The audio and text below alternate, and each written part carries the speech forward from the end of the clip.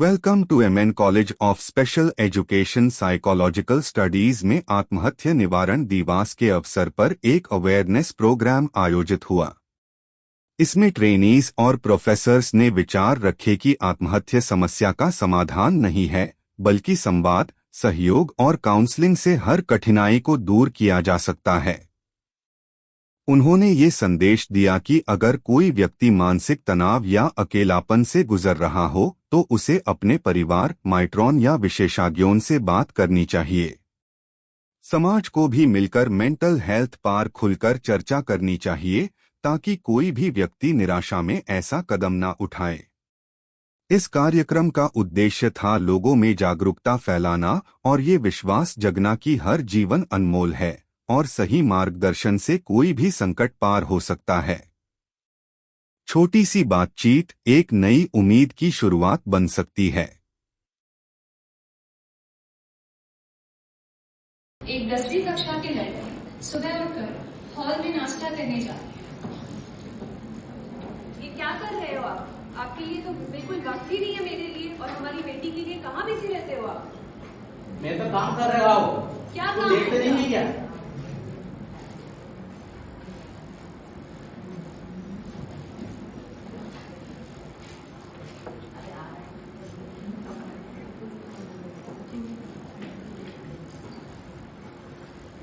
कुछ देर बाद उदास होकर वो अपने स्कूल चली जाती है। चुपचाप लास्ट बेंच पे बैठे हुए वो अपने ख्यालों में खोई रहती है। मॉर्निंग बच्चों। Morning ma'am. कैसे हो? कल जो पढ़ाया समझ आया सबको? Yes ma'am. अच्छा, मैं कुछ सवाल पूछती हूँ पढ़ने से। बताओ, न्यूटन थर्ड लॉ कौन बताएगा? मैम। ओके, तो मैं अनुकृति बताएगी। अनुकृति बताओ, न्यूटन थर्ड लॉ क्या है?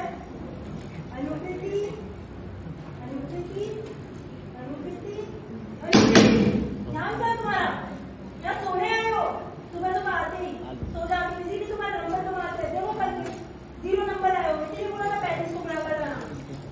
बुला कर लाना कल पेरेंट्स को, दिखाना ये रिजल्ट अपना उनको। दिमाग खराब कर देते हो।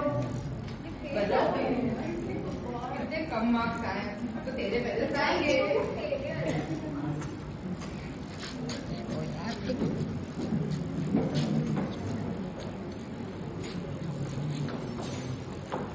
उस शाम स्कूल के बाद अनुकृति डर डर के अपनी रिसर्च छुपाते हुए घर पहुंचती है।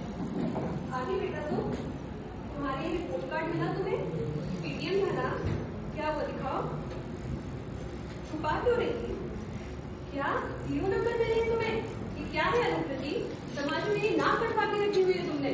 वो शर्मा जी की बेटी, उसके कितने अच्छे नंबर आते हैं। सीखो उससे। देखिए, मुझे तो दिख रहा है ना, मेरे पास टाइम नहीं है, चले जाओ वहां से।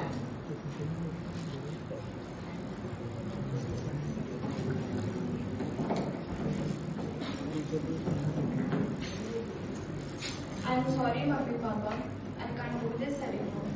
मैं आपकी उम्मीदों पर खरी नहीं उतर पाई। शायद मुझे इस जीवन में पैदा ही नहीं होना चाहिए था। मुझे माफ कर देना, मैं हार मानती हूँ।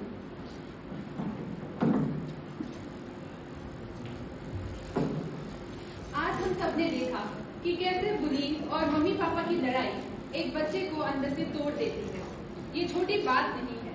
साइकोलॉजी के हिसाब से ये दोनों चीजें बच्चे को सोचने, समझने, अपने आप को समझने और दूसरों से जुड़ने की क्षमता पर सीधा असर डालती है। डॉक्टर माँ, कोई समय है आने का? ऑफिस से टाइम होता है या नहीं? हाँ, तुम्हारा टारगेट पूरा हो रहा है, तुम टाइम से आते हो। मेरी सॉरी माँ। अगर चलता रहा ऐसा तो मैं सैलरी काट लूंगी। जल्दी काम करो।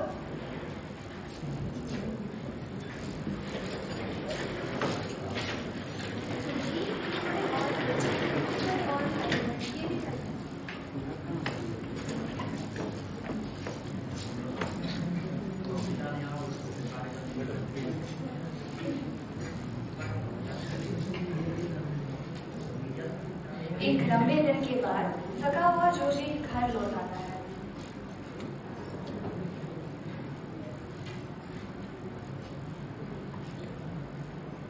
ये कोई समय है घर आने का? समय देखा है? इतना ओवर टाइम करते हो, सैलरी तो बढ़ती नहीं तुम्हारी, ईएमआई है, घर के खर्चे हैं, कहाँ से आएंगे सबके पैसे? आज बैंक से कॉल आया था, पूछने क्या जरूरत तुम्हें उनको?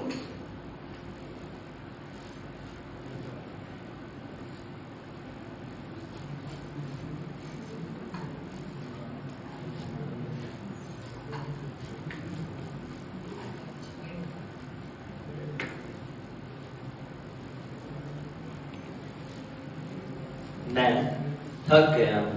रोज सुबह से रात तक दौड़ता हूँ, पर ना तो घर की उम्मीदें पूरी होती हैं, ना ऑफिस का बोझ हल्का होता है।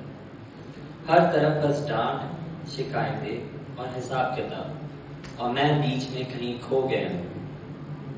मुझे अफसोस है कि मैं सबको वो जिंदगी नहीं दे पाया जो उन्होंने मुझसे एक्सपेक्ट की थी। हो सके तो मुझे माफ कर देना।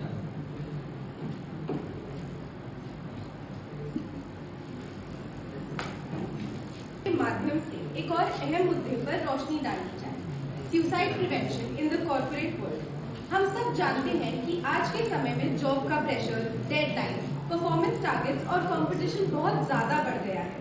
WHO के रिपोर्ट्स के अकॉर्डिंग सुसाइड केसेस काफी तेजी से बढ़ रहे हैं कॉर्पोरेट सेक्टर में भी। और ये सिर्फ एक इंडिविजुअल की प्रॉब्लम नहीं है, एक ऑर्गेनाइजेशनल और बहू रानी, खाना बन गया? ये फ्रिज तो अपने दहेज नहीं लेगी जो उसका ठंडा पानी पी रही है। क्या चक्कर होती रहती है? अब वो मोटरसाइकिल कहाँ है? मुझे लाने का वादा किया था, निकल जा मेरी नजरों के सामने से।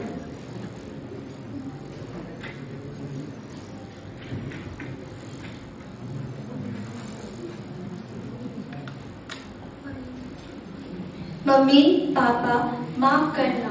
मैंने हमेशा सोचा था कि ससुराल मेरा नया घर होगा, लेकिन यहाँ मुझे सिर्फ दहेज की कमी के लिए सुनाई दिया। हर दिन डांट, ताने और मार ने मेरी सांसें चुरा ली। मेरे पति और सास के लिए मेरा प्यार कुछ भी नहीं था, उन्हें सिर्फ मोटरसाइकिल और सामान चाहिए था। मुझे याद रखना प्यार से, ना कि मेरी मजबूरी से।